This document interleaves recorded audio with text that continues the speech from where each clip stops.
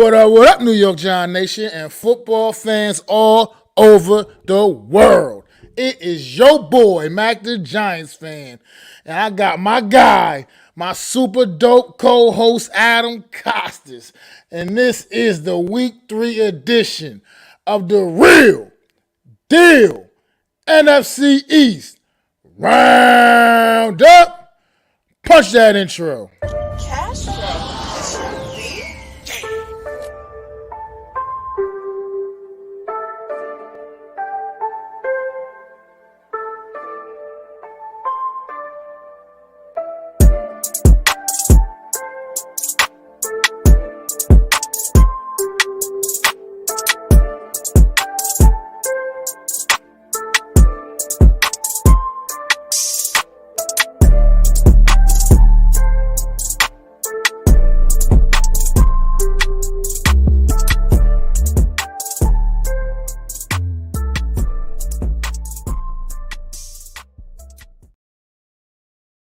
Yo, what's going on, Adam, man? First things first, I made a little hiccup in the intro in the beginning. This is the Week 4 edition. We will be going over the Week 3 matchups, but this is the Week 4 edition. Just, correct that little error. Listen, what's going on, Adam? How you feeling about that? How you feeling, Adam? I am great. Thank you for the kind words you always bestow on me when we start this show with the, saying the dope co-host, I really appreciate that. But I am fired up. We're headed to Week 4. We're going to talk about Week 3, and boy, do we have stuff to go over. Hells yeah, real quick in the chat. My main man, Philly B. That's my guy, man. Helps me out a lot with my channel, man. He does some good work for me, man. I appreciate it. Behind the scenes, man, keeping the glue to keep Mac the Giants fans channel going. So I appreciate everything my homie does for me, man. Philly B, man. Logan, Tudo, Mitch, Philly Sports Rap, Alexander Harbula. I'm sorry if I pronounced your name wrong, man, but if you're new to the channel, all of a sudden these Cowboy fans coming out of everywhere, man. We had a few on sneaking on the aftermath the other night. Now we got another new one up here in the chat, man. Welcome aboard, though, brother. Thanks for coming by, man. They're looking for great NFC East content, and that's what we do. We bring it to them. We bring them the real deal. They don't want all this powder puff that they were getting on the Reddit, other than the YouTube, on other places. We are definitely broadcasting on several different platforms, on my YouTube channel, Adam's YouTube channel, the Hardcore Sports Network's YouTube channel, the Twitter, my Twitter, the Hardcore Sports Network's Twitch, my Facebook page. We all over the place, baby. Make sure y'all go and sub up to all those platforms if you haven't already. Sub up to all of them, because you're going to find fire content everywhere you go. But there you go. We got a couple things to talk about this week, man. Week 3 was an interesting week, Adam, man. And we're gonna start this one off with Monday Night Football, man. Them Dallas Cowboys coming to visit the New York Football Giants. And it was not a happy Monday night for the New York Giant faithful. It was definitely a tough night at the office for several New York Giant players, but just as a team in general, man, it just wasn't a good look. It wasn't great. Nothing great about the performance, but there are always some positives to take away from games, man. Like there's always a negative in some wins. There's always positives and some losses.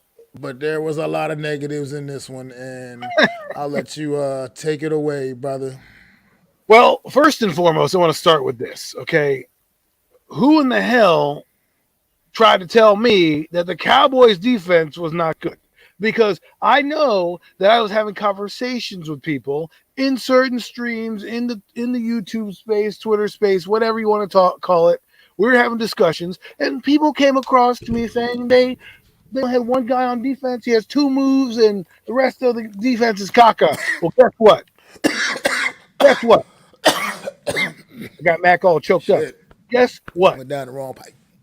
Micah Parsons is the real deal, just like the show says, real deal, and he is the best player right now on defense. But you know what he brought? He brought 10 other guys with him who believed in him, believe in Dan Quinn, and believed in that defense. And that defense put up a memorable – if you're a Cowboy fan, you got to say, damn, We put up one of the best performances I've seen in years. Now, granted, the Giants offense is terrible.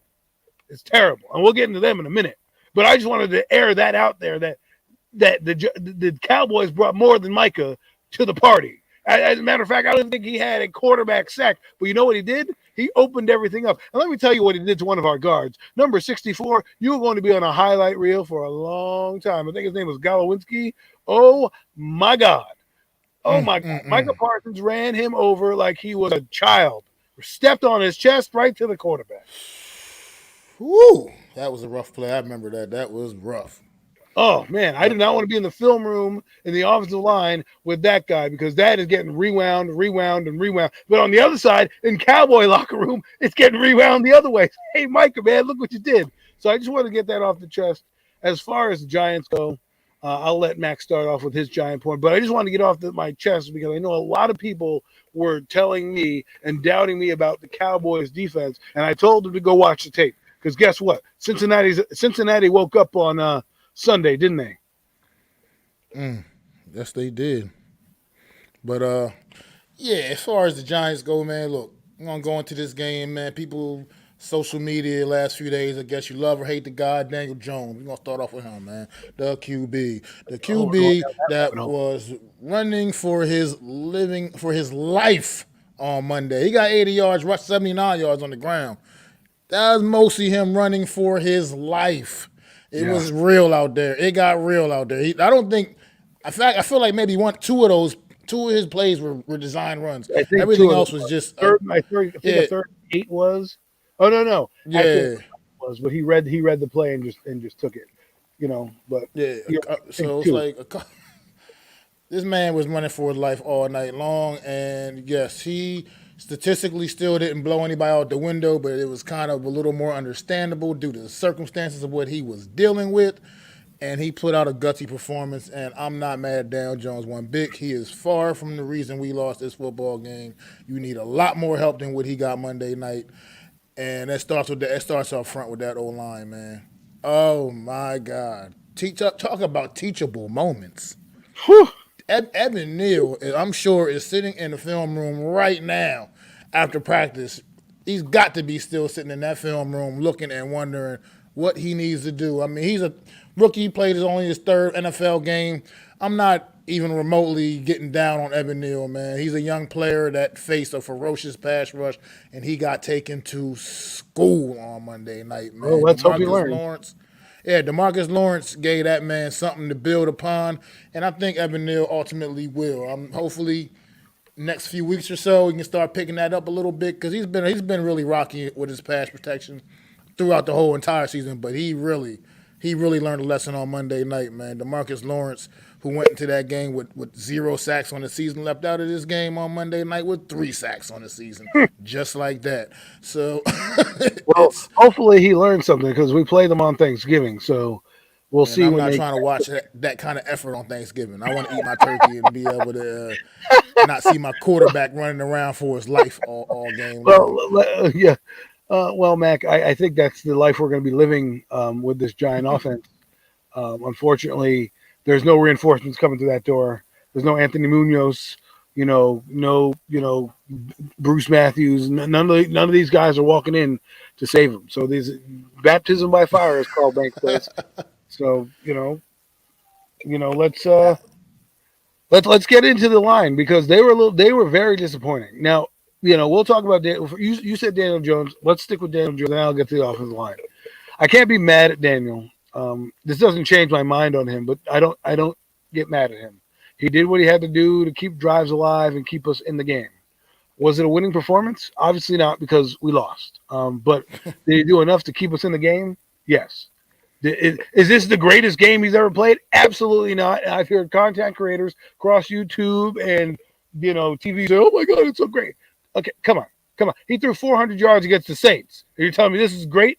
I mean, he threw 4 touchdowns that game. Look like Joe Montana. This one, I will tell you, he reminded me of Fran Tarkenton, although I'm not old enough to see Fran Tarkenton. The highlights that Fran Tarkenton did, this reminded me of him. No O-line Fran Tarkenton had, right? He was running for his life most of the time. He could scramble. He could throw the ball. Fran Tarkenton's a better passer than Daniel Jones, but that's what it reminded me on Sunday. And I know you old school fans out there might know him, but if you don't, if you're young or you thought football started when you were born, go on Google or YouTube or find out Fran Tarkenton when playing with the Giants.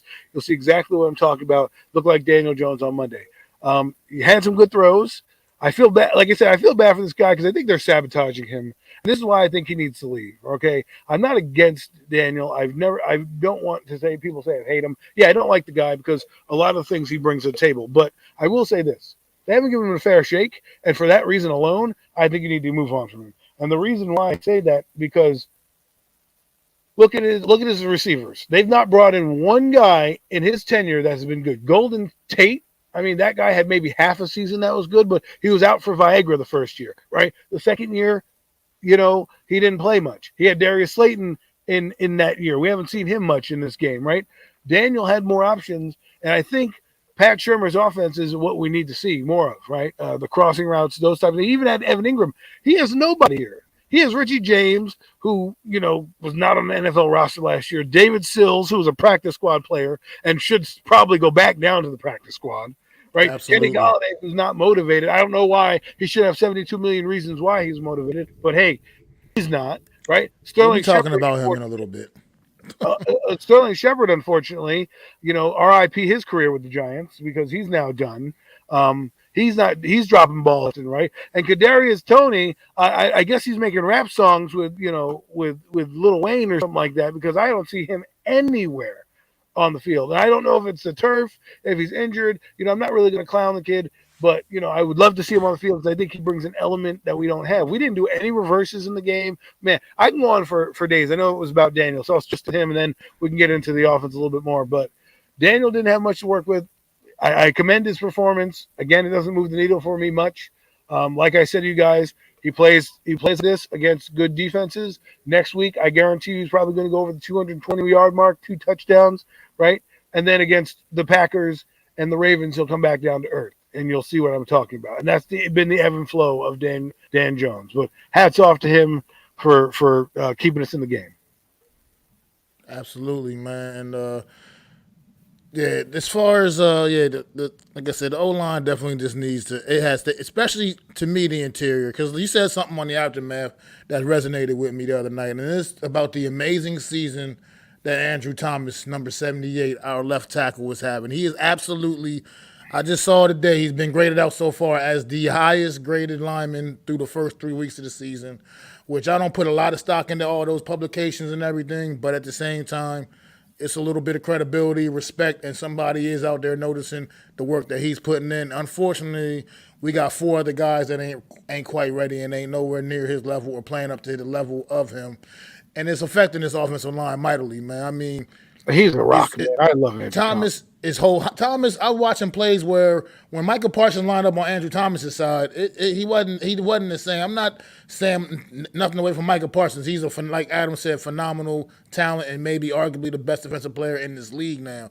What's going on, Nep? But for what it's worth, man, Andrew Thomas, I've noticed when Michael Parsons was over there, and he was working hard. He was working hard for his pressures, and he wasn't really getting much. And he wasn't getting much, to be quite frank. Not from that side anyway. So Andrew Thomas has definitely been holding it down, man. It's fun. He was in his rookie year, 8 games, 10 games in. Everybody called him a bust. I had a friend of mine tell me that he was the worst tackle chosen in the draft. We took the safe choice, and I told him, "Did you study any film? Did you watch any of the tape?" He said, "No." I said, "Then you need to go back and watch film because this guy's the best all-around tackle in the draft that year. That's why he was picked number 1, and damn well he's showing it." And you know what, Andrew Thomas, you stand up. You stand up because I believe you're number 1 in the tackle game right now. I don't give a damn about Tristan Wirfs or Jedrick Willis or hell, Makai. I can't stay on the field. Becton. You are the best of the best. And if it wasn't for this crappy offense that you've played in for the last 3 years of your career, you would get the recognition you deserve. And I know that a lot of people called you bust and called you the next Eric Flowers. You're not that, sir. You stand up. You've proven yourself, and you've earned the right. And you damn well F the Pro Bowl. Excuse my language. Fuck the Pro Bowl. I want an all-pro on this guy. That's what I want. All-pro. You're damn right. Because he's playing at that level. And like you said, it's unfortunate because to probably more casual fans, his performances are being masked by the rest of the offensive line's very poor play, especially that interior, that left guard, that center. And I'm gonna be quite frank, Galinsky, you ain't doing what you was expected to do over here at the right guard spot. I mean, you're a little better than those guys, but but I mean that's not saying much. You know what I mean? Feliciano, for lack of a better word, he absolutely sucks. He sucks at the center position. I mean, it's just terrible. I think people even told us he was going to be good at center. And I specifically mentioned that he didn't do any center reps in any games. He took a practice or two in Oakland of center. So it was going to be some time to adjust. And everyone's like, oh, no, he knows the offense. It's man, Mac, I don't know you played in football, but I followed the offensive line. I was an offensive guy. I played tight end maybe 1 year out of my tenure of like Pop Warner in high school. I'm no expert, but what I noticed is that the sight lines are different from a center to a guard, right? A guard, think of a guard with blinders on, and if you're on the left side, you're not really focusing on the right. You're focusing all on the left side. What's happening on that side of the field? Because to your right, everybody else is covered. You know who's there. The center's got your back, or supposedly having your back, right? Depending on what the coverage is or the play call is. So for me, you know, when I heard him, he was going to be a center, I said, yo, this is going to screw it all up. Oh, well, you know, he's played. No, he didn't. He didn't. There's difference when guys are shooting A gaps and B gaps, and you only have to cover a certain area. On the center, you have to cover both sides of the line. So I thought it was a tough move. And don't give me Nick Gates. I don't hear about that because he's got a broken leg, and it's going to be tough for him to come back. But, Mac, your thoughts also, on it? Not to mention when you're talking about that, the center position on the offensive line, that's kind of like almost – somewhat the captain of the O-line in a sense where they got to, you know, get down there. They got to make the calls. They got to see, visualize, and they got to know what's going on all across the line. You know what I mean? They got their own responsibilities to handle, obviously, but they got to still know what's going on. They got to make the calls for double teams and things of that sort. If you see the blitzers coming in certain gaps, you know what I mean? They got to be able to recognize that, and that's probably also something Feliciano. I'm not sure. I can't speak all in the detail of that, but it's just been bad on that whole interior. You got a revolving door at left guard. It got worse. And it's like, it's almost like it's progressively getting worse, and that's not a good thing. Well, I'm hoping that the defense see what I'm scared of is like Green Bay and the Ravens. That's what I'm nervous about, right? You know, because right now we can't play good defenses. They can't get a stunt. You know, Evan Neal has no confidence. He has no confidence. They're taking him outside, spinning inside. He has no. I just look at his body language and just like this guy, yo. He just, I don't know what Andrew Thomas got to put him under his wing or something, man. But, let me get my man right quick here because I don't know if he misconstrued me or misunderstood what I'm saying, man. I'm not knocking Micah Parsons in any way or saying Andrew Thomas got the best of him because he's like better than him. I'm saying that when Micah Parsons was on Andrew Thomas's side, he was a lot less effective, and that's just the facts of point blank in the period. When he was lined up on the other side, he was definitely making a lot more noise, whether he was supposed to be a decoy or not. Well, that's what the point I'm making. But here, let me touch on that. That's the whole point about Parsons, okay? That's why he's so good, because he elevates everybody around him. They focus the attention on Micah Parsons. He's the stick that stirs the drink. Whatever that phrase is, I butchered that. But what I'm saying is, the straw that stirs the drink. That's what he is. And for me, he does everything. If you're double teaming or triple teaming, why did Demarcus Lawrence had his best day this season? You know, why do you think Sam Williams was all over the field? Micah Parsons, even though he was sick, makes everybody better. And Micah didn't get a sack. Micah didn't get a sack. He had a lot of pressures. He affected the game. He was all over the place. Heck, this is how good Micah Parsons was. Daniel was running all over the field, which I think the Cowboys didn't really think he was that great of a runner. That's why he got so much yards. Because once they put a spy on him towards the second half of that third quarter, that was it. You didn't see Daniel running it. Yeah. And for what it's worth, I mean, the sickness that maybe being a little bit weaker, that might have affected I remember one play in particular where Daniel Jones actually broke away from a Michael Parsons tackle. And, I mean, that's probably not something that would normally happen if you had a Parsons at full strength. So, I mean, I can give you something like that could affect them. But, like, at the same time, we're giving your guy credit. Don't try to knock ours and make it seem like, he was only because Micah Parsons was sick. You know what I mean? No, I'm but just saying. yeah, even Micah Parsons was sick. We gave credit to the whole defense. We said the whole defense was good. Yet Micah Parsons affected the game because he changed the trajectory of the blitzes, right? But then what they did with Micah Parsons was make him a spy. And then when they took him out, number 6, I was just watching the game. I forgot what his name was, but number 6 was all over the field. Yeah, I can't remember what Okay, his name is. they replaced Jabril Cox with that guy, and he was on the field. He blitzed, he sacked, he covered in the slot. And to me, a lot of plays. He is the difference in the ball game towards the end of that game when the Giants trying to make their comeback. Because once they put the spy on Daniel Jones, and now going forward, there will probably be a spy on Daniel Jones. Because let's be honest, Mac, this offense is Daniel Jones when he's on, and then Saquon Barkley. Mostly Saquon Barkley and occasional Daniel Jones. That's it. That's the offense. That's what you're going to get, folks. I'm sorry. Nobody, Will Fuller, T.Y. Hilton, these guys are going to come in and make a difference right off the bat, okay? They really aren't. That was the playbook. Thank you. What? K. McDonald told you Donovan Wilson. That's what this guy's name is. Oh, yeah. I just looked it up myself, too, yeah. He was, I would say great because that, we're throwing that word around. That was the word used for Daniel Jones' performance. Great. I'm like, pump the brakes, guys. Pump the brakes. It was a good yeoman's hard work effort. I wish the rest of the team if the offensive line gave the effort that Daniel Jones gave on this game, we probably win the game. But Feliciano, I don't want him here next year unless he wants to take a backup role as a guard. Now, if you tell me he's coming back on a 1-year deal and he's going to be a swing, center guard, but he's not going to be our starting center, fine. But that guy is a better guard than he is center. I'm sorry, and that's a fact. Watch the film. Right. Then on top of that, the secondary was pretty good, but they had to cover a bunch of janitors out there. Dave Sills should not be on a team, probably shouldn't be anywhere on this team. Richie James, okay, so he's a special teams guy. He had a good return. I know why you keep him on the field. Darius Slayton, I mean, there was a double move by Darius Slayton. Diggs got beat on a double move, but because Evan Neal can't block a nosebleed, Daniel Jones got sacked before he could even see field. And speaking of these wide receivers, we moved on to these wide receivers because it's a fucking mess. That is a fucking mess. That room is disgusting right now, filthy. And we'll start right at the top, Mr. $72 million man. I wish you would clean your locker out, 72 cents, and just go away, bro. Just go away. I don't even care no more. Over the Kenny Galladay experience. Please go away. Get away from this team. Your body language on the sideline at that game on Monday night, that told me everything I need to know. You get no more chances from me. You're a cancer in that locker room, and you got to go. You're not here. You don't want to be here. You're not invested in being here, and you need to get away from this team that is trying to build something special and build back up and be in the right way. This is now he's an absolute joke. You just cashed in a big-ass check from the New York Giants, and you just chilling, bro, because you ain't did nothing. And however many games it's been, 18, 19, however many games it's been, you ain't did shit.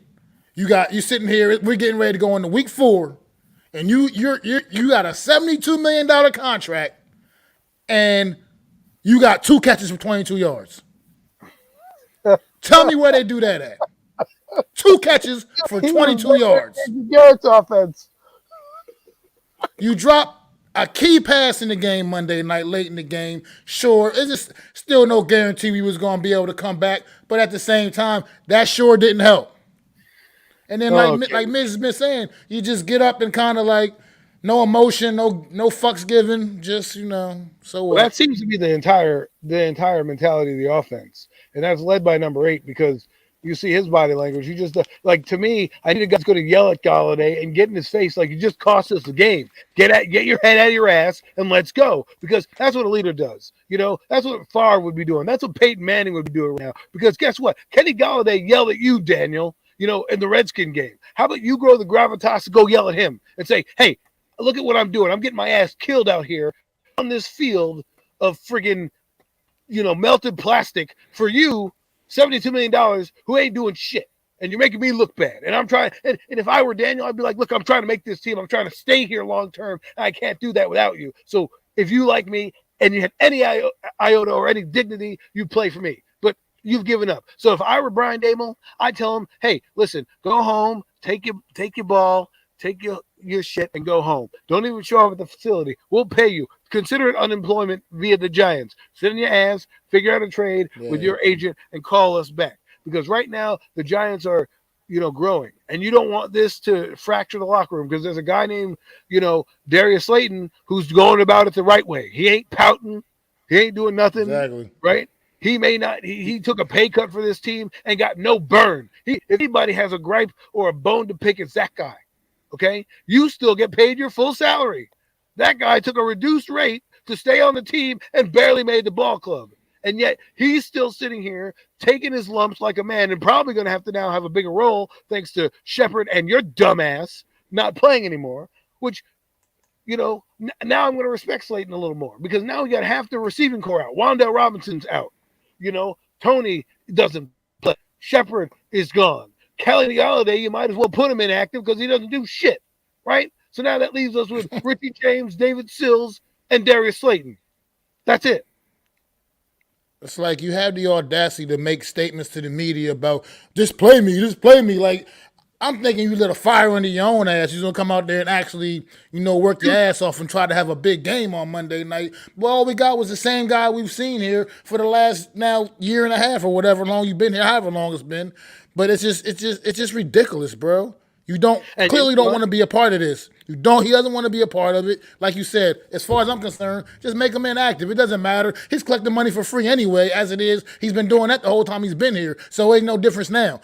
We'll just you got to honor the contract to keep paying his ass. But we're paying him for nothing anyway. We've been paying him for nothing. We might as well just keep on paying him for nothing. But we don't need his ass in his little sour-ass attitude out on that sideline, because we doing good things in New York. Even though we took that L on Monday night, we are still doing good things, and we are building a team. We are building something here, and I don't want him to ruin what the fuck is going on. He's got me dropping F-bombs left and right on here right now, because I can't with this dude, because I wasted so much breath defending him. I was defending this guy up until a couple of weeks ago. I was defending him tooth and nail. And now I'm just, it's like, come on, man. Like, how do you just give that kind of, come on, man. You just give this effort that's just, you don't even give an effort. You're just out there going through the motions. That's why you're just going through the motions. Exactly. You paid $72 million. You need to set an example. You should be the first one in the building and the last to leave. Okay? $72 million. Set a precedent. You came here. Nobody else wanted your broke ass. Well, we signed you. Dave Gettleman was under the hot seat, and they were trying to get their quarterback some weapons, who, by the way, is still here. Gettleman's not, but that's a story for another day. My point is, you came in here and you're doing nothing. Came in here, told him what he was going to do. Huh? Come here talking about what he was going to do. He's going, I'm going to give you that dog mentality. I'm going to go after it. You're going to get a guy. That got that puppy dog mentality? I ain't seen that. I ain't seen no parts of that. I see a pouty mentality. That's what I see. I don't got the ball. Well, maybe if you did something. Listen, this offense is not for him, right? He was built for the Jason Garrett offense. That's why he was brought in. They were supposed to do play action pass for the ball deep. That was his role, right? The offensive line sucked. That's why they did 10-yard hitch routes, because they didn't want to do anything else, and they couldn't do anything else because they had to get the ball out of their hands. Now there are some developing plays with this offense, and things do go on. The quarterback goes a little longer, but you should be a big body. The first play of the game they throw to Galladay is a damn near pick by Diggs, because you can't even run a dig route. You are 6'5" and you cannot body that guy up. Give me a break, okay? And then the second, you get the ball, it hits you. Oh, I'm sorry, in a bad spot. The hands, $72 million. Those babies, right? You probably have them insured, but yet you can't catch it. I don't know why you're wearing gloves, because obviously they don't work. I mean, that kid on Little Giants could have caught that pass. Oh my God! And then you have the audacity. The other thing is that you have the audacity to call out the media and your coaches and your teammates saying you should be on the field, and that's the effort you give. Lou. That's the effort you give. You know what? You're fired. You're fucking fired. Yeah. That's how I feel about it. Just get out of my office, man. Just pack your shit up and go. I don't even want you in the locker room I don't want you around this team no more. Just get the fuck out of here, bro. And we'll figure it out. What we got to figure out. If we can find somewhere to move you to, we'll do that. But just get. And I don't even care what we get at this point. I'll take a fucking 7th round pick for this motherfucker. I don't even care. Just get the hell out of here, because he doesn't need to be a part of what we doing. Because he don't want to be a part of what we doing. You either want to be part of the solution, or you want to be or you want to continue to be part of the problem. And he seems to be want to continue to be part of the problem. He's a giant. I don't want that here. He's a giant loser, no pun intended. Came from the Lions. All he knows is losing. Right now, he's losing out his teammates and everything. You know what? Trade him for a box of coupons from Burger King. I don't even want a draft pick at this point. You know, I don't want any of that shit. Don't give me any of that shit. Just give me the uniform off your back and the nameplate off your locker, and move on to the next team. Because right now, that's the effort we don't need. That's the cancerous effort we need to cut out now. Because right now, the Giants have lost the game, right? People start to talk when you lose, right? When you start to feel some adversity, you know, oh, well, maybe Kenny's right. You know, maybe they're not utilizing us on blah, blah, blah. And then that starts to build and build. We don't need that right now. You know what Parcells did in 83? He told the guys, I'm going to do it my way. And he weeded out all the bums he didn't like on his team. He made sure that, well, Kenny, you're one of the guys. You're not part of this program. We don't need you here. You take your 14 game checks, go to Cape Cod or, you know, Miami or wherever you want to hang out, and just say thank you that you have money and just sit my ties all day. Get ready for next season. Yeah, and by the way, you know that statement New York Giants love to say, once a Giant, always a Giant? Nah, bro, that don't apply to you. Not even in the least. Once trash, kick rocks, bro. You are up out of here, bro. Kick up out of here, man. We agree, man. DJ did all he could do, Lou, on Monday night, and he didn't have the best support system at all, man. But he didn't care. At the same time, he still didn't show me that he's the answer the long-term answer going forward either. I can't say he crossed over and proved that to me. That's all I said. It's not like an all-time great for him. He did what he did with his legs. Every time he's the leading rusher or gets over a certain amount of yards, we lose. You know, I'm not trying to. Cade, you can have him. Cade, you can have him. Yes, you can absolutely have Galladay right now. You can have him right now. We'll take it for anything. We'll take it for anything. You give us a bag of popcorn right now. I'll let you. Hell, I'll drive him to the airport. Shoot. I got Jerry Jones on the line. He's probably going to call in soon because he knows. Adam, what are you giving me this piece of trash for? We just beat your team. We don't want him. You know what I mean? Oh man. No, I got you, man. I got you. I was just saying, like, I do agree that he played a real gutsy performance, and he did all he could under the circumstances on Monday night. But yeah, it's just I just still don't see him. Bottom line is he's a long-term answer. Plus, ride. His best trade is his running, right? That's what he did. He kept us in the game. That's all you can ask out of your quarterback. He didn't have this great world game because we lost the football game, and he didn't throw any touchdowns, and he still threw for under 200 yards. Guy on the other side, Cooper Rush, got a victory. It's going to go in the record books when they say 2022, you know, Monday Night Football, Giants, Cowboys. It's always going to show you the quarterback, Cooper Rush, and Daniel Jones. But one thing I will say also, when we was talking, like me and Adam was talking earlier, just talking earlier, Daniel Jones, it's probably best for him to move on anyway. I mean, that's what's best for the kid anyway, man. And if you, in the long scheme of things, he's been ruined here in New York. It's best for him to move on and get a fresh, a fresh start somewhere else, man. He just really, I think he needs that. Look what they're doing to him. No O-line. He absolutely needs that. No star players outside of Barkley. I mean, and then you want to, but then they're like, oh, they build the excuses. Well, now we have excuses. There's too many laundry lists of things that have happened for him to stay here now. Let him go get a clean slate, like Max says, to a team that doesn't have a history with him, that can say, hey, Daniel, you don't have to come in and, be the starter. You can come in and win the job if you want to. You know what I'm saying? Or be a backup or learn. Kansas City, they may need a backup quarterback. You sit under Mahomes for a year. Andy Reid, learn under him. You got the guidance of Dable. You go to Andy Reid. Boom. Next thing you know, you get a couple games because Kansas City blows out. Boom, you get back in the game. But anyways, I'm tired of talking about Daniel Jones. Yeah, what's up, Coach? He'll be a week-to-week Thanks for stopping through. But let's talk about the defense. Who you want to talk about dropping the ball? They dropped real quick too. Before we get all the way off the receivers, I want to talk about Sterling Shepard, man, a little bit. I got to mention Shepard. I can't not. Sterling Shepard clearly looks like played his last game for the New York Giants on Monday night, man.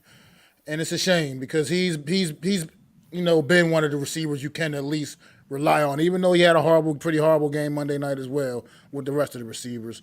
He's still been that guy you can rely on, the longest tenured New York Giant. It's funny that the one catch Galladay did make on Monday night was the play where Shepard got the bonehead penalty. Well, it wasn't a bonehead penalty. It wasn't a penalty at all, but the referees called it that offensive pass interference. And that's unfortunate. That was the one ball that Galladay dumbass did catch. But it's just if anybody can go, I can take you back to Shepard's rookie season. He starts his career as a New York every Monday night. He starts his career as a New York Giant going against the Dallas Cowboys, and unfortunately, his career ends on the New York Giants going against the Dallas Cowboys. Irony, man. Wow. Yeah, it's just unfortunate for the guy. He's been one of my favorite Giants. Obviously, he's been here his whole career, and he's endured a lot of bullshit. He's played in only one playoff game. That rookie season we made when we made the playoffs, the last time we went into the playoffs. So it's just a tough break for him. The guy can't stay healthy. And honestly, I don't think he should move on to any other team. I think he should just hang it up, man, at this point. It's just – yeah, he got to think about his long-term future in the world and life. He's got other things he can move on to. He's still a college-educated young man. He got a family to think about, and you just got to worry about your health, man. You don't want to be walking around at the age of 40 with a cane, you know what I mean, because your knees are both so shot or whatever. So you got to think about it. He got to think about himself. The leg injuries, the concussions, it's just too much, and it's piled up way too much for him. And he's got to – I think he should really think about just hanging it up, retiring. But decision's ultimately going to be his. But I know one thing I can say for confidence, he's not very likely to be back on the New York Giants again. So he looked like he definitely played his last game here. And once a Giant, always a Giant. Sterling Shepard, you get that much. Now that fully applies to Sterling Shepard, absolutely.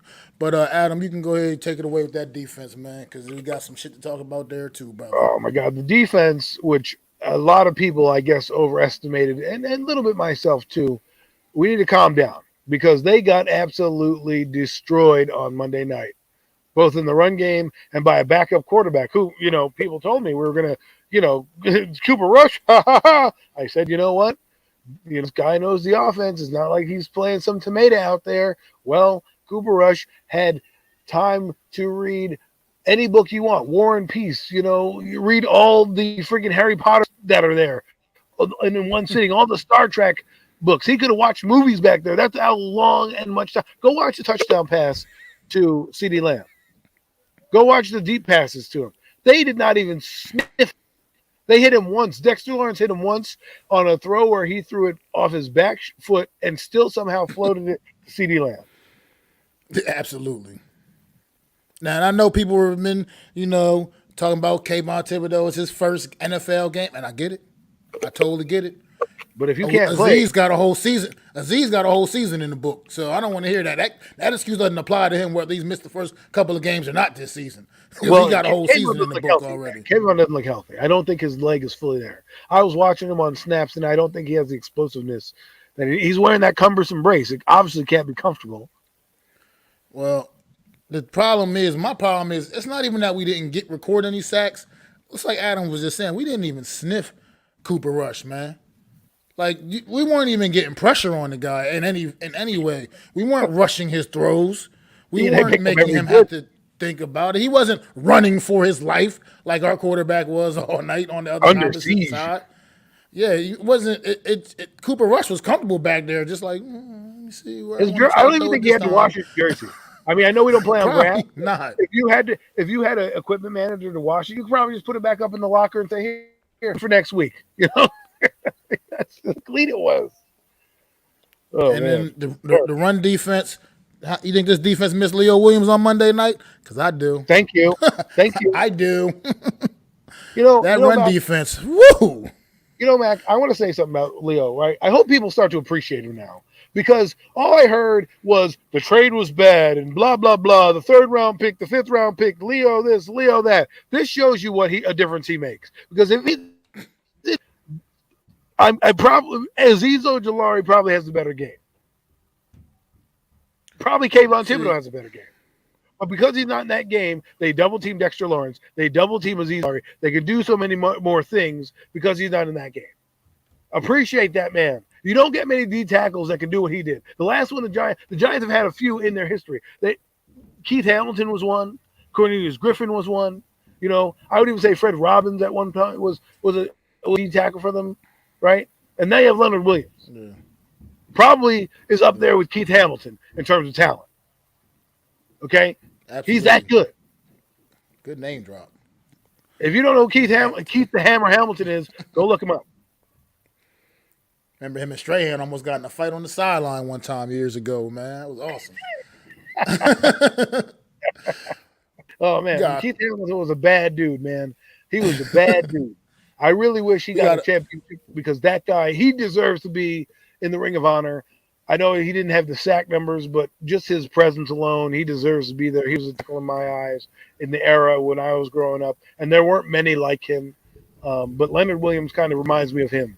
A guy that probably would be a defensive end on some other defenses, but is a D tackle, and appreciate him because when he's gone and we have Bupkis, I mean, look at Justin Ellis. Justin Ellis, you weigh 340 pounds. You can't get somebody off the line? Are you kidding me?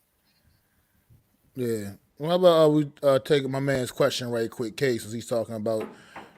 He said, do you guys think the Dallas O-line is good or the Giants D-line is lacking? I don't think the Dallas O-line is necessarily good, but say both. But yeah, I think that answers. I'd say I don't think they're that necessarily that good. They were just more resilient and able to pull stuff together, man, and execute a game plan. We have to give credit where credit's due. Well, no, they were good on that night, but I'm talking about in general. I mean, I'm thinking he's asking are they good in general, like overall? I don't necessarily. I'm not going to say I believe that. I think they executed a game plan that worked perfect against the New York Giants on Monday night. Well, their rookie tackle is doing pretty well. You know, Smith, I think his name is. But he's doing pretty well. They brought in that guy Peters. He came in, and of course, Peters comes in. First play, he's in the game. They block, and he runs for a touchdown or a big run. I'm like, great. The guy hasn't played football in how long? He's 40 years old. Yeah. Jason Peters is going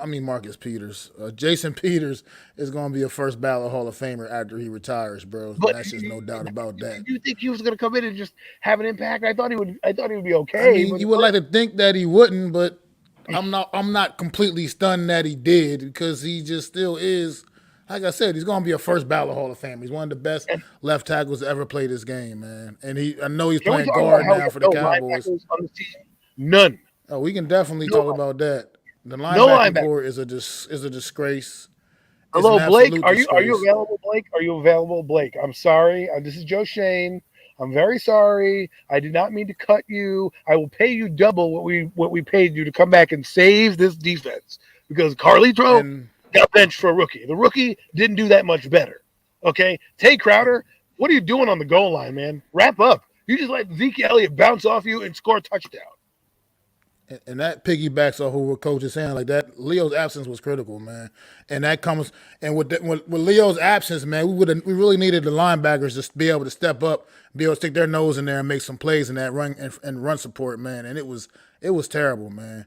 I mean, Pollard did have over 100 yards, and Zeke went for like 70-something, I believe, if I'm not mistaken. So they had a hell of a night on the ground, and it was. I don't even know what to say, man. You need Leo Williams. You can't. Only reason Leonard Williams doesn't get enough respect, period, in general, because you got a couple of guys like a out in L.A. Aaron Donald, people that do the things that they do at the same position. And it's just like it's all about the sack numbers. Yeah, it just looks so much more. It's just so much more glaring, pops off the page at you that people kind of forget that Leonard Williams has actually been a productive player his entire NFL career. He's like fairly productive. Highest pressure tackle in the NFL. Yeah, it's not like he's been a slouch at all. He wasn't a slouch with the Jets either before he got here. It wasn't like they got rid of him because he was bad. I guess it was just a business thing. But Yeah, so our linebackers absolutely suck. We may have the worst linebackers in the NFL. I don't even know. These guys should not. I don't think these guys shouldn't even be Calitro, Tay Crowder. These guys should not be starting in the NFL. Tay Crowder at best should be a rotational piece, and Calitro, I'm not even sure he should be on the active roster. I just that's how I feel about this guy. He's just he's just not good. And we got a few guys like that on this team. That's what the issue is with this team. Is the talent is we're so talent deficient, man, here in New York right now, man. And it's gonna take a little while to get this thing all the way right. But like I said, the direction is still a good direction. The fact that we're still sitting at 2-1 is still something to hang our hats on, man. But we have some good players too. We have some good players. McKinney played well. Absolutely. Love that guy. Julian Love is so we got things to work with. Folks, Giant fans, we're heading in the right direction. This is not going to be our year like for playoffs, I don't think. I think we may win 7-8 games, and then next year we may not win that many games either because our roster is going to be a lot of people are going to be leaving. Can't sign everyone, right? So 2024 is probably what they're looking at, especially with the new quarterback that probably will be here that we all think might be here next year. Remember, Tyrod Taylor's still here, so they're going to try to win some games here. But it's going to be a process. But when the process gets to where it needs to be, guess what? We're going to be contending for the division titles. We're going to be contending for the playoffs. And hopefully, with our quarterback that can take us over the top, we'll be competing for Super Bowls. Yeah, absolutely. And I'm assuming you're referring to Xavier McKinney or Julian Love. I think they both is absolute fire, man. They both right now have been holding it down and on this New York Giant defense, man. So do appreciate that. We got a good foundation back there. Dory Jackson's been balling throughout these 3 games for the most part.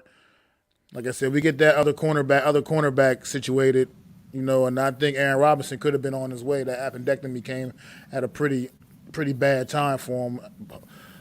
Probably set him back a little bit whenever he can get back on the field. But we get that other cornerback. Our secondary we could have a secondary that's and special teams. You need to shore up yourself. Oh, absolutely.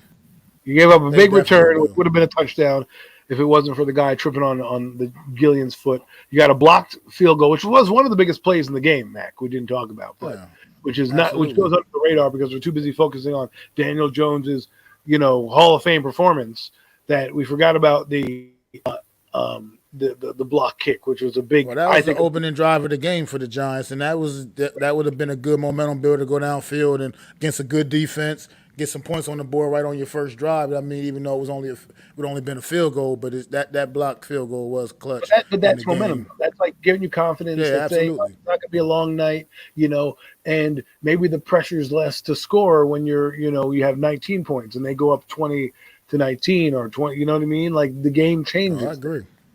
I right? totally agree. You're down a touchdown, and then you sputter out on it, and then they go down and score 10 points. The game was basically over with 3 minutes to go, or actually 6 minutes to go. This is kind of insurmountable for the Giants all night because they were under siege. You know what I mean? Now, when they got the ball, we're gonna have to move on to another team because we spent a lot of time on this. But I was just gonna say we got to put a bow on this one. But to say it, when they got the ball back with 1:50 to go, I knew we were in trouble. Quarterback. That's why I think they're going to move on. But hey, he won. If Yeoman's good, we can learn from it. The Cowboys are better than we think, and the game on Thanksgiving should be a fun one. Even though I want to just eat my turkey. Absolutely, man. Hats off to the Cowboys. They were definitely the better team on Monday Night Football, man. And they came and they punched us in the mouth, man. Defensively, they just wore us out, man. Like I said, didn't seem like we had much. Even though we did have a chance, it never really seemed like we had much of a chance. The way that defense was getting after Daniel Jones, and they just played well. It was a really well game defensively for the Cowboys. And we're going to move on from that now. We'll get back to the Giants a little bit later. And we'll move on back to Sunday afternoon. Philadelphia Eagles absolutely clobbering the Washington Commanders, man. Absolutely clobbering the Washington Commanders. And this score is a lot closer than the game appeared. I'll tell you that much right now. This 24-8 score does not do this game justice. The Eagles absolutely, completely steamrolled the Washington Commanders. They sacked Carson Wentz 9 times, I believe. 9 sacks on Carson Wentz. That's just nuts, man. That pass rush was crazy. Getting after the former Eagle quarterback, man. I thought people came into this game. I thought Carson Wentz was going to have some extra motivation, want to go out there, stick it to his old team. Yeah, but his offensive line didn't agree. They couldn't protect him, and he was out there getting killed the whole game, all day long. I haven't seen a beating that badly in a long time, man. Yeah, that was bad. That was bad. It's like every time I looked up at the game, the Eagles had the ball. And I'm like, what happened to the Washington drive? Oh, no, they went 3 and out. There was a sack, fumble. It was crazy. And when you think about it, it's like they went from being, this defense that looked terrible on opening day and, got better against the Vikings and absolutely turned into a dominant unit against the Washington team. Okay, and I want to just say, this is what we're up against. This is what we're not ready for yet. Right? The Giant fans, look at what the Eagles have done because they've built a team that has it on all sides of the ball. I arguably, I hate to say this. Oh, God. I feel like my giant clothes burning on me as I say it, but they're arguably the best team in the NFC conference. Oh, I said it right now. That's how I look at it. Now, it's early and things could change. Obviously, 14 games left.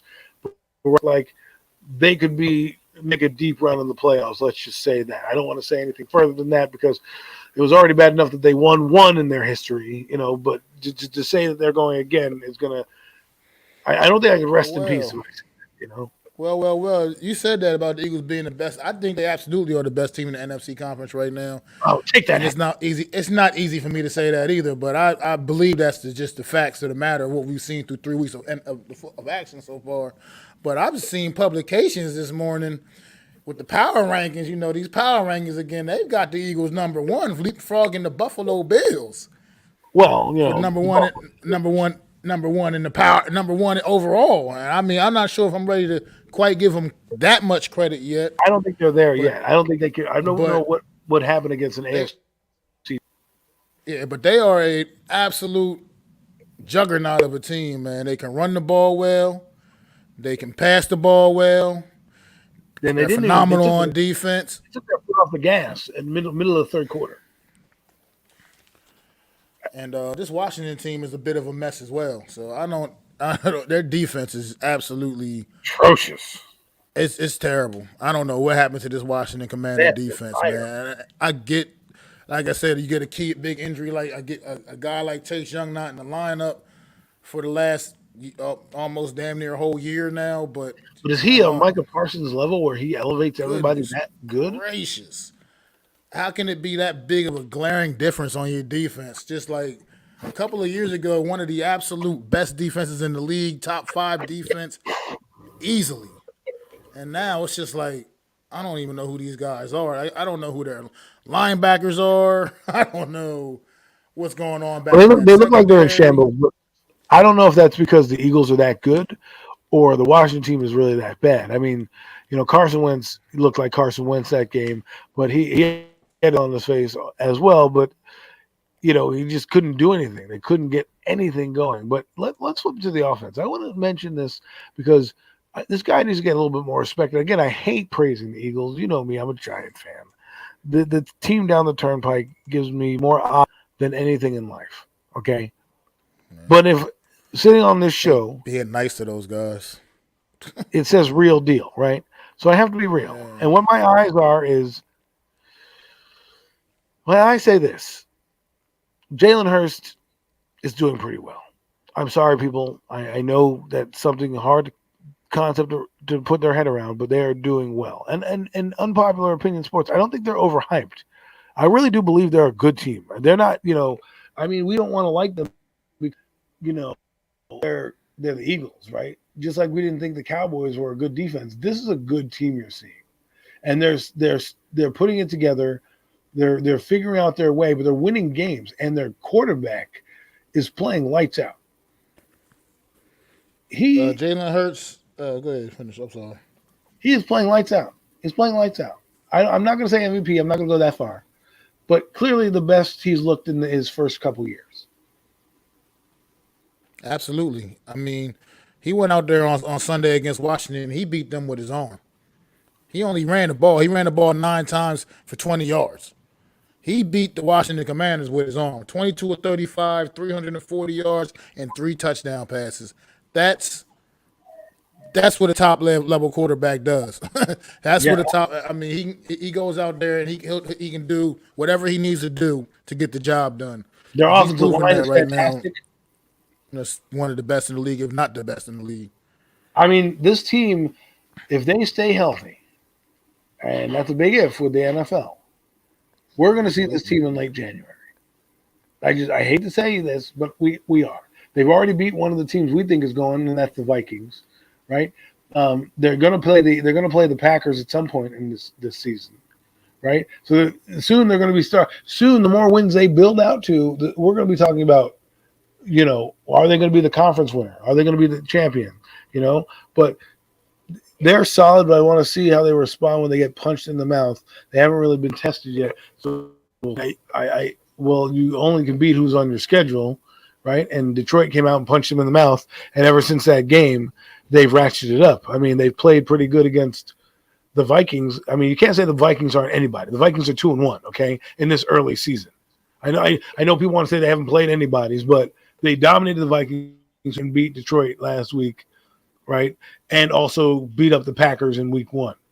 So they have two wins on their belt. So right now the Eagles are leading them in the conference race right now. They are arguably the best team because they're 3-0. The Buccaneers, we don't know. I'm just saying. I'm not saying they're going to the Super Bowl or anything. I'm saying they're one of the best teams in the conference. Well, they are. I mean, that's just a fact. They are right now. You can't, much as we hate this team, we can't discredit them for what they're doing on the field, what they're getting done on the field. 3-0, and it's pretty impressive 3-0. I mean, the only game that was close was Week 1 against Detroit. That game was a little dicey for them. Other than that, they dominated Minnesota. Dominated Washington, and I mean dominated them. Like you say about getting punched in the mouth. Football games. You say getting punched in the mouth, but what about beating the teams that are inferior? For example, the Panthers.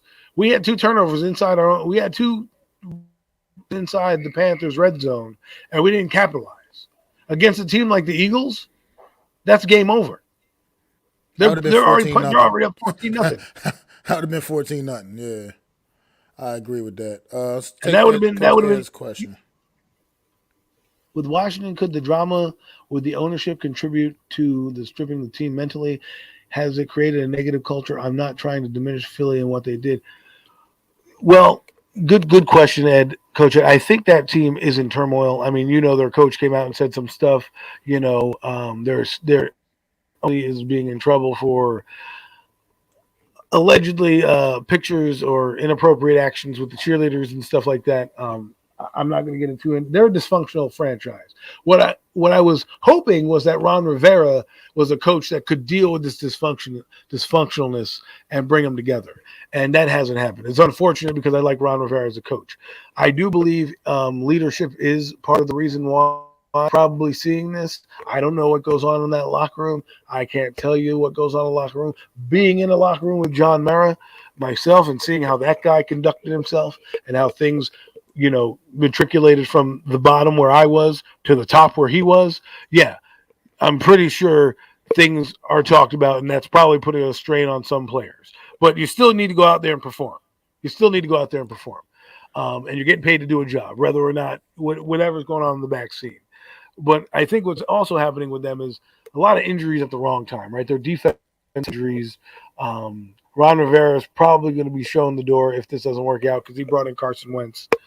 And that's unfortunate because like I said, I like Ron Rivera, and I was really hope he would do well. Well, I also agree. I think that those things do have a way of trickling down, even to the players, man. And I get the players got to go out there and get the job done, but when you're just in a bad work environment, man, it's gonna always screw with your head, and it's always gonna be in the back of your mind, and your mind, and you're never gonna be focused totally on the task in hand because you're thinking about what might happen after the fact or what might happen later on or what, you know what I mean? And the team going to be sold. It's just a bad look. And that's part of what I was talking about with number 19, Kenny Galladay, earlier. Get him out of there. because we're building something. We're building something in New York, and something like that can just ruin the whole process. Especially after a loss. Or put it like a little, slow it down a little bit. And right now, I want to keep everything going the way it's rolling right now. Well, you don't want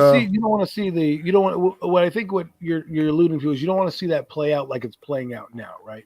If this was behind closed doors and he was like, next question, or he didn't even say anything and kind of just kept it moving, saying, it is what coach, you can at least quietly walked away. We would be like, Kenny, it didn't work out here. Sorry. But the way he's going about it and the way that goes, yeah, you make it a toxic work environment. And I think you're right. I think these allegations are going to make it hard for them. Plus, not winning. Not winning weighs on you. If they were 3-0, I'm sure this would be a different story.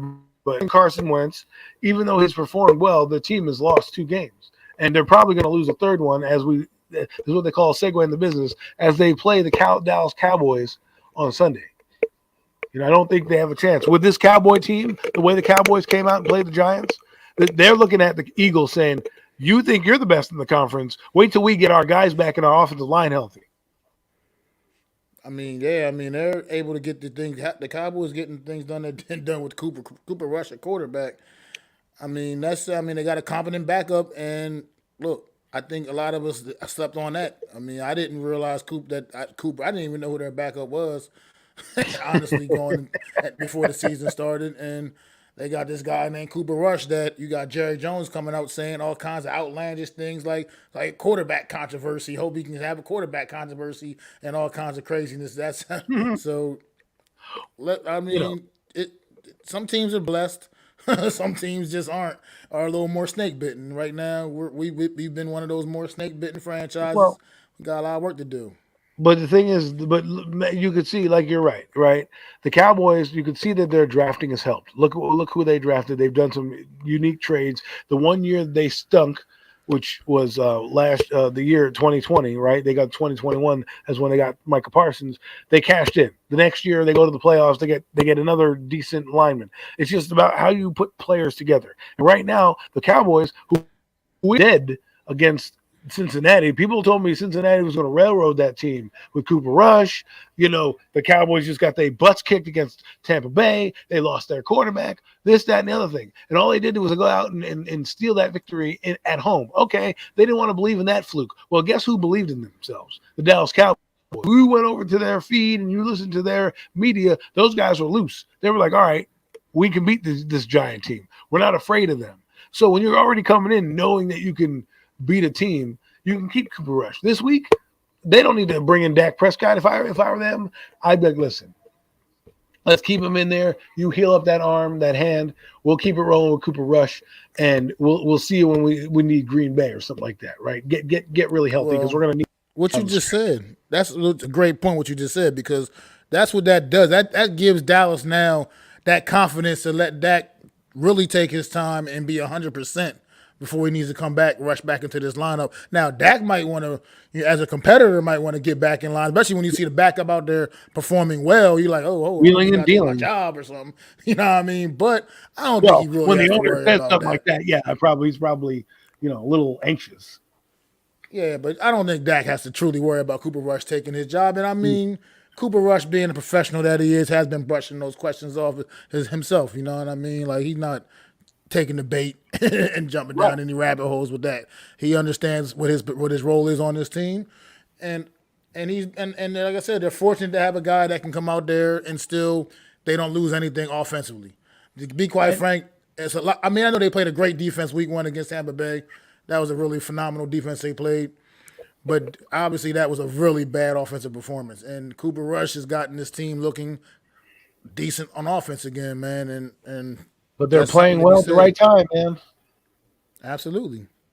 They just got to stay afloat. Look at this, right? They lost to Tampa Bay, who arguably is one of the best teams in the conference right now, right?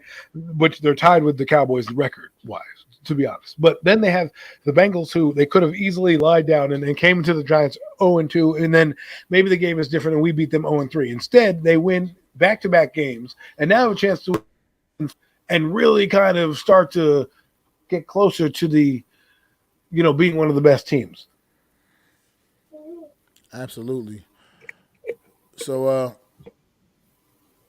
How do you see this one playing out for the Washington Commanders? Because it's been rough, man. I don't even know what to think about this team, honestly. They're probably going to get dominated again. I mean, if the Eagles had 9 sacks against them, the Cowboys are just as good of a defense, which they proved on Monday.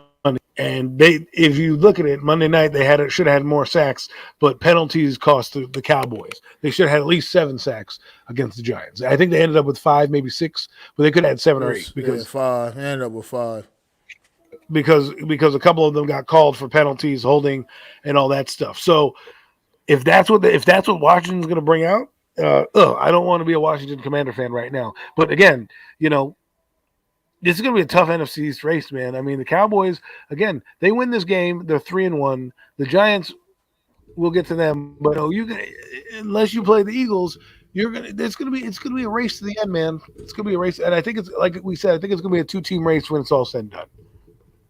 Well, that's what many of us thought coming into the season, and it's starting to now shape up. That's pretty much what it's going to be. I mean, let's face it. Because we don't have the talent to keep up. I'm sorry. We don't. That's where our issue. Our issue is the talent. We have the heart, and we will fight tooth and nail every game. But you're right. We are just the talent alone is gonna hold us back. And we're not that talented on defense either. Let's be honest. I think we overestimated our talent, and I think you're going to come back and see that in weeks 5 and 6.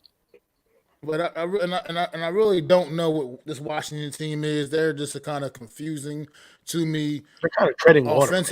Offensively, they're not horrible. Carson Wentz, other than his performance on Sunday, he's been solid the first couple weeks of the season, getting the ball to their receivers. They have a talented receiving group, but they haven't been able to run the ball very well, and defensively, they have been an absolute mess. I mean, like I said, I don't know what to say about that defense. And like you said, so I do see the Dallas Cowboys going out there and taking this victory, man, and going on a nice little 3-game winning streak. Because I just see their defense doing a little bit of what they did to us on Monday night and just totally disrupting the game. And if Micah Parsons is feeling a lot better, which I would assume he will be, and you have 100% Micah Parsons out there, that's even more of a reason to just believe that they're going to go out there and just wreck this game. Defense is going to wreck this game, and they're going to offensively going to probably do what they've been doing the last couple of weeks, which is just stay in the course, safe offensive game plan. Cooper Rush taking care of the football, and just getting the job done. Well, think about this, okay? The Cowboys play the Commanders this Sunday. The following Sunday, they play the Rams. So if I were the Cowboys, you're playing at home, I would leave Cooper Rush in, beat the brakes off the Commanders, and get ready for the 4:25 game against the Rams, because that's when you're going to need Dak Prescott. And then the following week, you play the Eagles, which will probably be an early indication of who may win the East. And then the Cowboys have the Lions, the Bears, the Packers, the Vikings, the Giants, the Colts, the Texans. They got a rough stretch, but their defense is going to keep them in a lot of games. And these are the type of things. If the Cowboys get the momentum, they need to steal a couple to keep in this race, because they may not win the division, but they're also trying to fight for the playoffs. Absolutely. I mean, you got the extra wild card team, so there's the 7 playoff spots in each conference, man. So it's going every season from here on out. It's pretty much going to always go down to the last week of the season or so, trying to just sort out the playoff situation, man. So they got something to definitely fight for, and they got a talented enough team. As long as they can stay the course right now while the quarterback's out, while Dak's out, that they can probably be in the mix coming January as well. But I was I was expecting more from this Washington Commanders team, and I'm just not seeing it, man. I'm really not seeing it at all from them. So, you got anything else on this game? Yeah, not really. They're just underperforming. We'll see what happens we'll see what happens. I mean, any given Sunday, any given time, I'm not going to overlook any opponent, no matter what. I know the Giants play them, but Carson Wentz can light us up, and if we have a couple banged up guys, it could be the difference in the game. So I think they're just going to lose. I think they're going to lose, but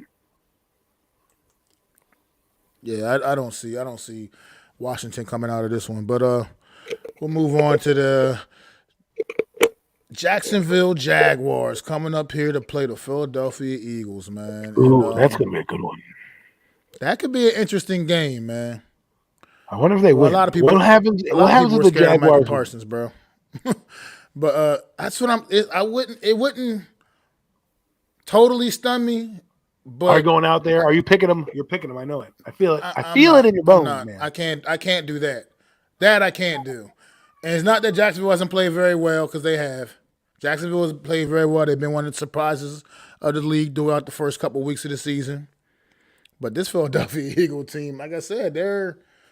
Oh, why do you keep making me say nice things about these guys, man? I hate saying good things about them. But the fact is what the fact is, and the Eagles are just on a different level right now, playing out of their mind. And I don't even though Doug Peterson is quite familiar with this team, a lot of the personnel and all that, it means nothing to me. That means nothing. That doesn't mean that much to me. The Eagles' talent is just it's too much. It is way, way, way too much. Jacksonville gets reacquainted with an old friend and AJ Brown. Sure, they're not really excited about seeing him as they know all too much about him from his Tennessee Titan days. So this is just I can't see the Eagles are just too good right now. They're on fire and they're playing with so much confidence, man. That I can't see them. Doug Peterson wants this, and they're buying into what he's selling down there. So this will be a test. This will be a test. Hey, unpopular opinion sports. This is the game where I think the Eagles get punched in the mouth. This is the game where I think the Eagles take their first, I wouldn't say L, but their first wake-up moment, like, man, we got a lot of work to do, because this Jaguar team is impressive. I think they got punched in the mouth week 1 already when Detroit came out and ran the ball down their throat. And they found a way to be resilient and bounce back in that game. That's why I really believe they already been punched in the mouth. Jacksonville, they've been defensively, they've been amazing defensively, for one thing. Let me say that straight up. Their defense is that defense. Nobody, I don't think, had their defense playing at the level that they're actually playing at right now. And what you call it is progressively getting better week in and week out. The quarterback. Why is his name Trevor Lawrence right now? Trevor Lawrence, yeah. Goldilocks. Trevor Lawrence. Well, Trevor if you look Lawrence at it right now, go ahead. Trevor Lawrence is pretty good. But look, they beat the Colts 24-0, right? They shellacked the Chargers 38-10. Okay, we think the Chargers are a good team. Mac. You and I had this discussion. The Chargers, we think is a Super Bowl team. They shocked them. Yeah, I get it, but let's face it. Let's face it. And I'm not taking. I don't want to discredit because they had to go out to L.A. and do it. But Justin Herbert playing out there with damn near broke ribs. You got no Keenan Allen out there. I mean, those are key contributors. So I'm not going. I think this game goes the other way, goes a different direction. If we had a healthy Justin Herbert and Keenan Allen. Now, granted, they didn't, and Jacksonville did what they had to do, and they got that W, and it was quite impressive. And I'm not going down because they still had to face that really strong Charger defense, and they got the job done. So I'm not going to discredit that win. But I do want to put that in a perspective a little bit, that offense that they were going against for the Chargers also was not the typical Los Angeles Charger offense that you're going to see week in and week out. I still think a win, momentum, those are big in the NFL. I think off a win like that against a team that we do believe is the class of the AFC, or one of them, right? Who then now you're going back in to play a revenge game that you think their coach doesn't know, but that's the team that did me dirty. He's gonna have these boys riled up, and I'm gonna call it right now. If there's an upset of the week, it's gonna be Jacksonville beating the Eagles. That's gonna be my upset special of the week. I know I picked the Eagles to win this game, but if anyone wants to ask me what my upset is, that's gonna be it, because I think there's a lot of emotion riding here. And you're going to see it come out on Sunday.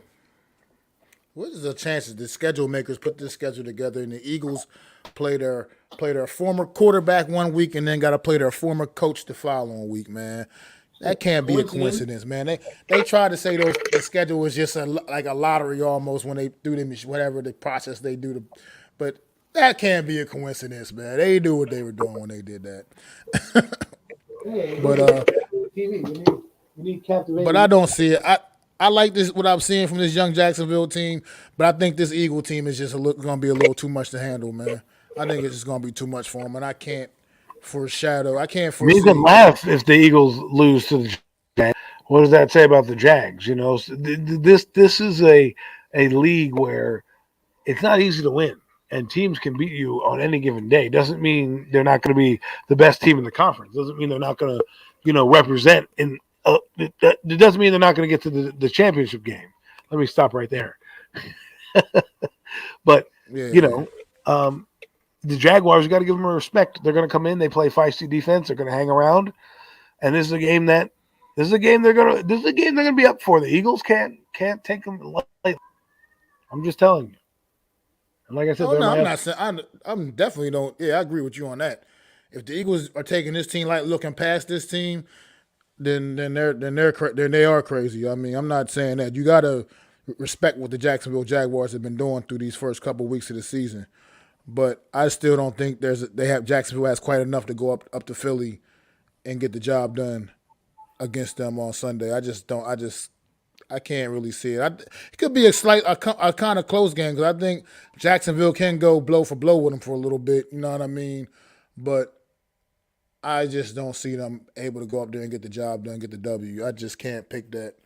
Not from what I've seen from the Eagles through 3 weeks. They are a legitimate powerhouse team in this league, and it's a powerhouse overall. I think, personally, like I said, I think they're easily right now the best team in the NFC through 3 weeks, and I think they're up there amongst some of the better teams in the AFC as well. If that's the case, then they will be 4-0 this Sunday. And with that being said, we got one more game. One more game to discuss, fellas. And any ladies. One more game. There. The game that we all are waiting for. This is going to be I got about maybe 16 for the over under in this one, bro. I don't know where points are coming from in this game. Pretty in this game. We are talking about two absolutely disastrous offenses facing off against each other on Sunday. Well, actually, I wouldn't say the offense is too disastrous. The line for the Bears is not bad. Their quarterback hasn't played well. They've run the football very well. They run the football excellently, actually. Their defense is okay. Like, I know people are like, oh, the Chicago Bears, they suck. We should win this game. The Giants were 4-13 last year, and they just got their butts kicked by the Dallas Cowboys, and it could have been a worse score if you really look at all the tape and put it together. It wasn't. We are very dysfunctional on offense. Darius Slayton may be there this week going forward, which would be good. Get a little. I would like to see him go deep. We'll see if the offensive line can bounce back at all because, it's not going to be easy. There's the Cowboys, and I said it last week, and I'll say it again this week. The Panthers and the Cowboys set a blueprint on how to beat the Giants offensively. Yeah, but I think go ahead. What it comes down to there is the talent, though. I don't feel like the Chicago Bears defense has the kind of talent it doesn't have the kind of talent the Cowboys defense has for sure. And I don't think they even really had the talent that the Carolina Panthers defense has either. So that's they may want to use take those as blueprints. But my thing, I don't see them being able to execute it the same way those two teams were able to execute. Let me play devil's advocate for you. Okay, I'm hearing that their secondary is pretty good, right? So their secondary covers our receivers who, Kadarius Stone did in practice. Go figure, right? Kenny Golladay is probably not going to be here. Go figure, right? So now Darius Slayton, Richie James, and David Stills are your starters. They've got and a few other solid players in their back end. If they can play man, then they don't need to worry about mixing up things because now they can take advantage of the offensive line in different ways. See, the thing is, the problem with having a receiver that's not good and no threat is you just have to stop Barkley. You stop Barkley and you put a spy on Daniel Jones, you probably win the game off defensively. You're not going to be able to move the football downfield if they have those two things covered because the Giants have nobody. They have, David Stills not taking the top off of defense. Darius Slayton, no one's really scared of, and Richie James he's Richie James for a reason. No offense to him. But we can literally say the same thing basically about their offense as well. We run the football well overall, so we pretty much know we got to stop their run game as well. And they have a quarterback that also has not been able to get it done, man. I mean, you know what his numbers are for the season? His numbers for the season right now, as we stand at week 3, Justin Fields, and 23 for 45 for 297 yards, 2 touchdowns, and 4 interceptions through 3 games. Well, I'm sorry. That is not a passing attack. That is nothing. Do you know who their leading receiver on is in 3 games? What you call it, the little brother? I don't know how to pronounce his first name. The St. Brown kid, the dude that plays for the Choice brother. 4 receptions for 77 yards. Yeah, 4 receptions for 77 yards and a touchdown, and through 3 games, that leads them in receiving. Yeah, they're 2. I'm sorry. They're 2-1. So as bad as we feel like about how we feel about our receiver room and our quarterback situation, they need to be feeling pretty equally as bad. Only thing I'll give Justin Fields is year 2, and Chicago did nothing to help him in the offseason. So I will give him a little bit of a leeway because of that. But I know how you feel about Daniel Jones numbers. I take nobody lightly. I take nobody lightly because they're 2-1. No, I'm not saying that.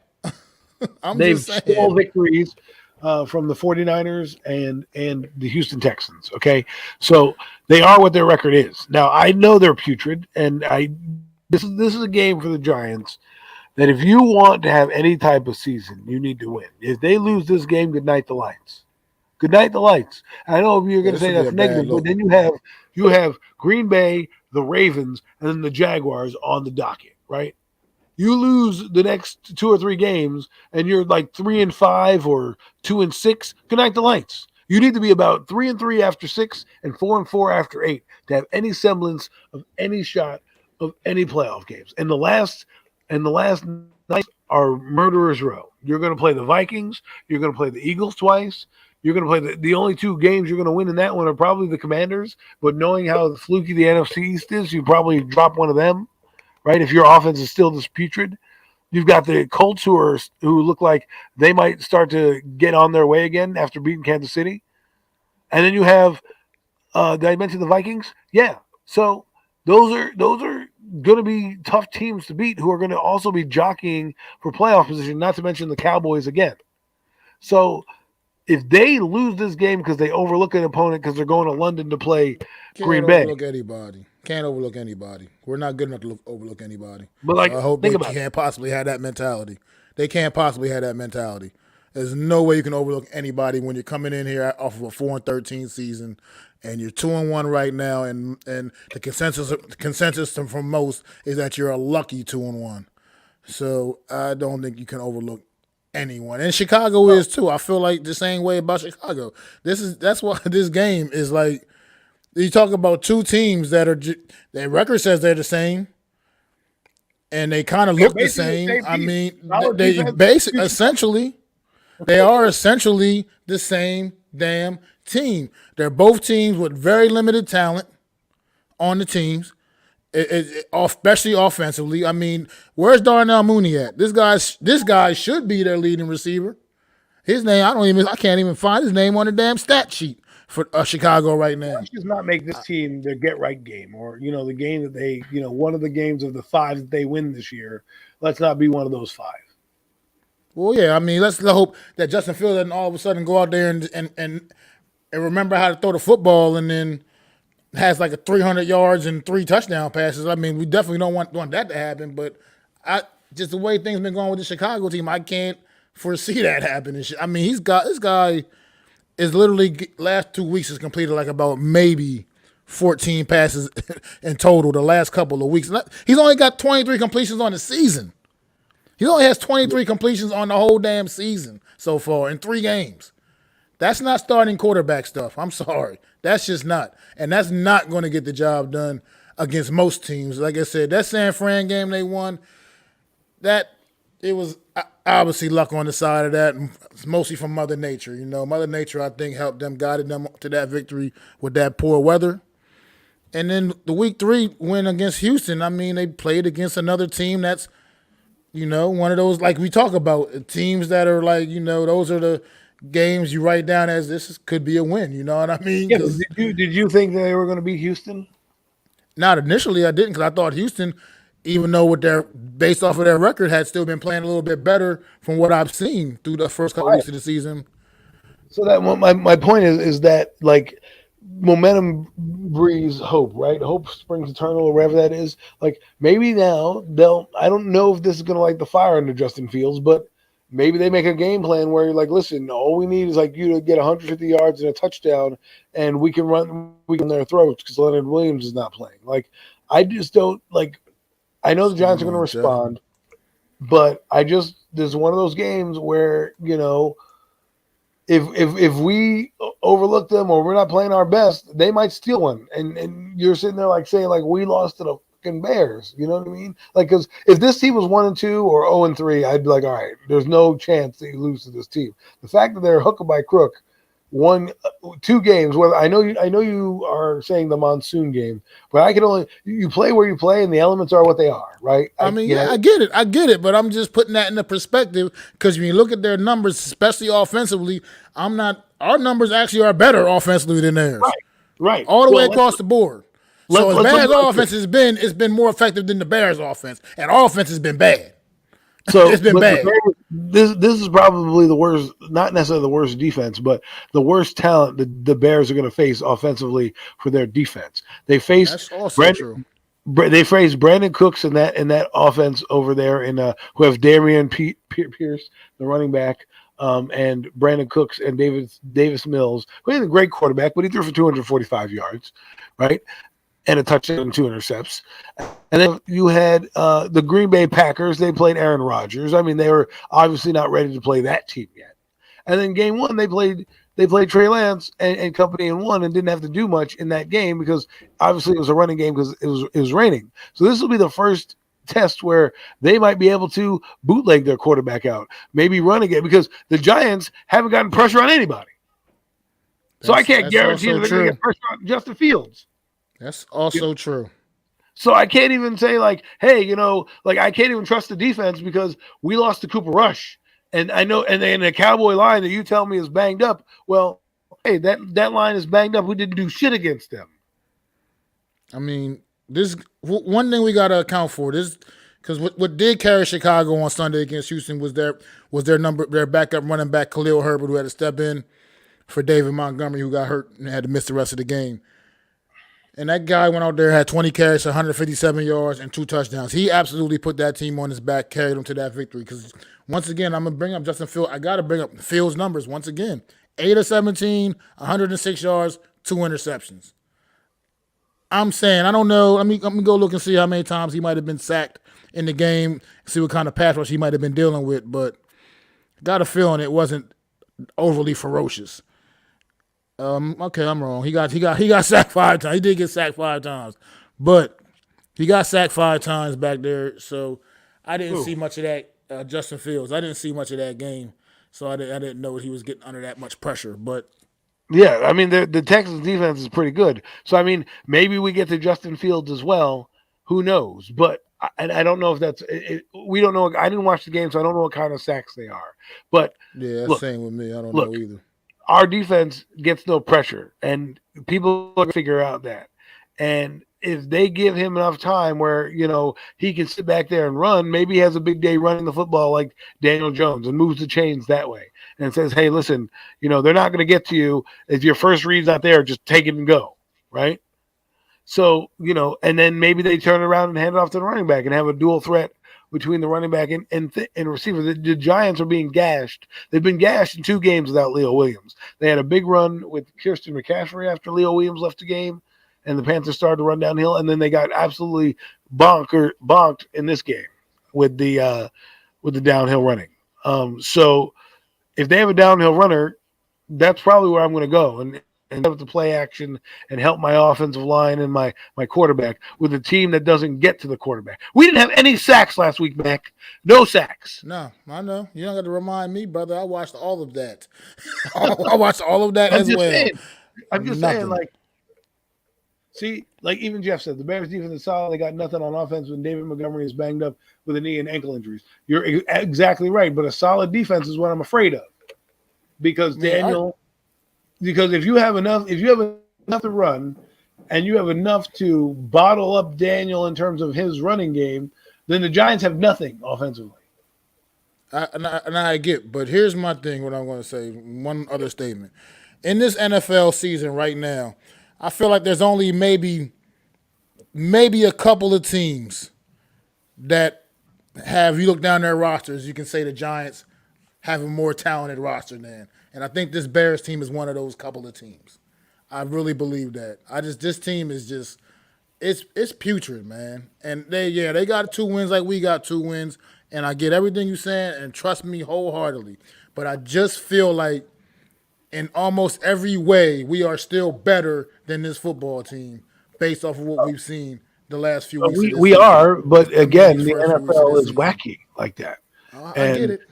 And they're too. Listen, we're saying how bad they are. They have a winning record, and so to me, but to my point, what I'm saying is, I think this is the first game of the season that we're going against a team that I believe we are just. Because even the Panthers, I didn't necessarily think we're just way better. We're just better than the Panthers.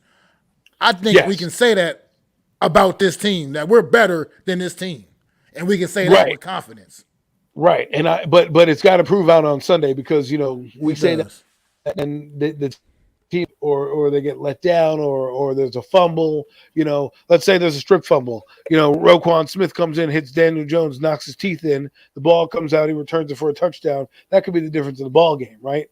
This team is not. I didn't think that. Let me put it to you this way: I didn't think they were going to be have this record going into this game. I did not think that both teams, to be honest with you. I thought we would be 1-2 at best, and I don't know what the hell I thought for that. I thought the Bears. I probably thought the Bears could be winless, honestly, at this point. And I don't know. Again, what are they thinking about? They just beat Houston, a team they were arguably better than and could beat. Right? They're looking at us again, a game on their schedule where they're like, why can't we beat them? Why can't we beat them? We're the same record as they are. They just got their butts kicked on Monday Night Football, right? We just went up against a good defense in Lovie Smith coach defense in Houston and hung around long. Why can't we beat this team?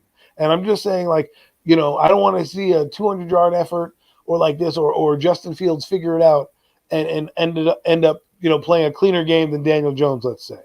Because Daniel Jones again is under siege. Only this time, Robert Quinn's there. He strip sacks Daniel, and they get the ball in short fields. He held onto the ball this week, good, but those receivers don't inspire much confidence in me. They can't even run slant routes. They don't. It's bad. It's bad. Like I said, this game could literally be like a 9-3 kind of game or something like that. It could literally be that. It could just seriously, legitimately be one of those kind of games. Yeah, I don't see where the points are going to be coming from in this one. Special teams. I'm definitely taking the under. I'm putting that way. No matter what it is, I'm definitely taking that because this is going to be bad. Yeah, you're right. Yeah. This is the kind of game where you might need some kind of energy from the special teams, maybe make a play or something or the defense is just making plays, man. Maybe the points come from the defensive side of the ball. These are just two very, very bad offenses, and it's not going to be an entertaining game to watch. Right. Not likely anyway. Not likely to be anyway. You know what, Mac? It's a game like you said. If the Giants aren't on after this, we got real problems. Real problems. Yeah, I agree. Because that means we're not. I don't think we're as good as we think we are. But this is the game where we both circled on the schedule. The Giants are getting to 500, or this should be a win, right? And I shouldn't say should because that's not what you should say. 4-13, but this is a game that it falls perfectly in line, right? Had they been playing the Packers this game, I would have been like, oh, brutal, right? And let's hope they're not overlooking this team because this is a classic trap game too. Last week, people told me the trap game was the Cowboys. This is the trap game. This is the game where if you overlook this team because, hey, we think we can beat them, right? Because we're the better team, so to speak. And that's human nature to say when you're watching film. and you go over there and say you're worried about Green Bay because you're going to mop the floor with this team, and one slip up, one oversight, next thing you know, 60 yards later, they're in the house dancing on our end zone, stealing a victory. This is what we need. It'll be fun to see. This, and I'm telling you right now, this is the game that Daniel's going to go off in terms of yardage, and everyone's going to praise him. And then I'm telling you, the next two games against the Packers and the Ravens, he'll play okay, and then people will realize, yeah, maybe he's not the guy. But after this game, they're going to be like, sign him to an extension, blah blah blah, and then he'll play next Sunday against the Packers, and they'll come down to earth and be like, oh, sorry, But that's just typical Daniel Jones. Well, I mean, I'm not going to dive too deep into the Packers right now because I'm keeping my prediction for that game the same as I did way back in the off-season edition when we were doing the schedule breakdown. I'm keeping that prediction the same. You already know what it is, and I'm going to defend that prediction next week on the show. We're going to save that for next week. You know what I mean? Yeah, he told me about it the other day, too. He's got very valid points, so next week's show should be fun. And got any more final thoughts on the Bears and the Giants on Sunday at 1:00? Final thoughts are the Giants. The Giants need to be 3-1 at the end of the day. This is a game you have to win. You need to win, and for argument's sake, you should win. But again, the Bears are 2-1, which gives you can't sleep on them. But win this game, Giants. Definitely do it, man. They got to go out there and get the job done. Like I said, this could be the only team in the NFL that has a worse offense than us, honestly, to be quite frank. This could literally be the only team that – because I don't see how you could be much worse than what the Giants have been offensively. But I look at the Bears' numbers, and they are worse than what the Giants have been offensively. So, this, like I said, this is the first team on the schedule where I feel like it's a team that we're definitely better than. Didn't feel this way even about the Carolina Panthers. I felt like that was more of a toss-up. This game here, I feel like we are playing against a team that is inferior to us. And we're not going to have many of those. So we got to take advantage of the ones like this. These are the games we got to win. The New York Giants got to go out there and handle their business. Yeah, the New York Giants got to go out there and handle their business on Sunday against the Chicago Bears. And there's just no excuse for L. You got to get that home crowd something to cheer about, rebound, and just continue, fighting all season, man. Like Adam said, I agree with that. I don't think this team is playoff ready. I don't think we're making some kind of magical run into the end of January. I don't foresee that happening. But we got to win the games like this because these are the games we're supposed to win. And you just got to go out there and get the job done. So hopefully we can do that. And make sure y'all definitely tune in for my True Blue preview when I'll probably be dropping it on Saturday when I get X's and O's for this game, the keys to victory, and give a score prediction, man. And Adam, you got anything else, man? No, man. It was a great show. Fun times again. Love this show. Absolutely, man. I love it too, man. I'm glad. Thank you once again for coming on board, man, and just helping me hold this thing down, bro. I really appreciate it, man. And after the game on Sunday, immediately following the game on Sunday afternoon, make sure y'all tune in to the True Blue Aftermath live on my channel. All the fallback, the blowback from whatever goes down in this game on Sunday. And right now, on paper, don't look like it's going to be a whole lot going down, you know what I mean? But, hey, you never know. This is the NFL, and we do get some surprises, man. So we will see what's going on, man. And until next time, it's your boy, Mac the Giants fan, with my guy, Adam Costas. Have a good night. And we are up out of here, man. Peace. I'd like to thank you all for listening. If you was feeling this, please take time to subscribe and smack them likes. Feel free to drop a comment. Let me know what you think. Don't forget to ring that bell so you know when I'm dropping new content.